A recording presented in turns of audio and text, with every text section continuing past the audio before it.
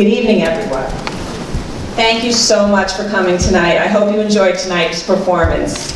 My name is Jane McGovern. I'm one of the writers of tonight's production, TheMOMologues, Pink Ribbon Overdose.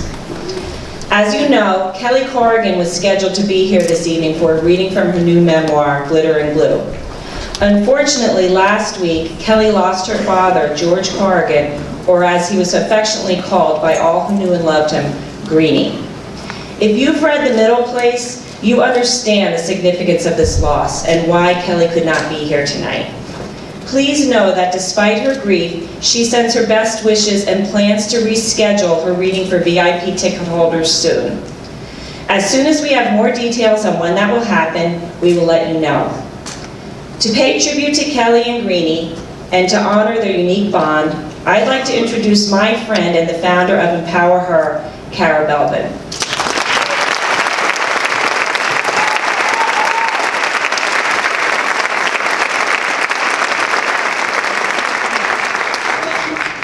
Thank you, Jane. empowerHER has been very, very fortunate to have come to know Kelly Corrigan better, because Kelly just gets it. She shows her gratitude for this beautiful life she's been given and for the time she has with her own daughters.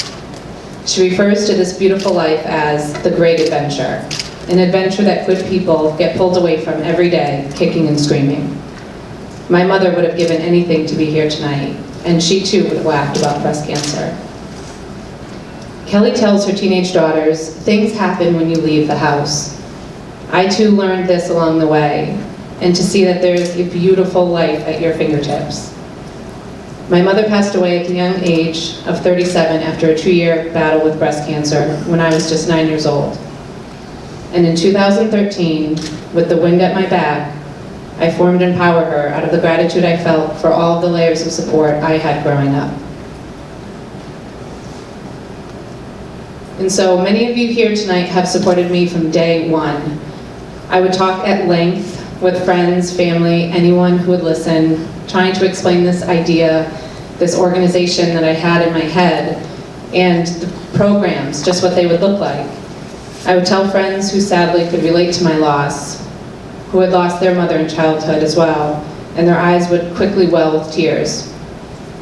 But my friends whose mothers are still their right and left arm today would quickly stop me like, yeah, I get it.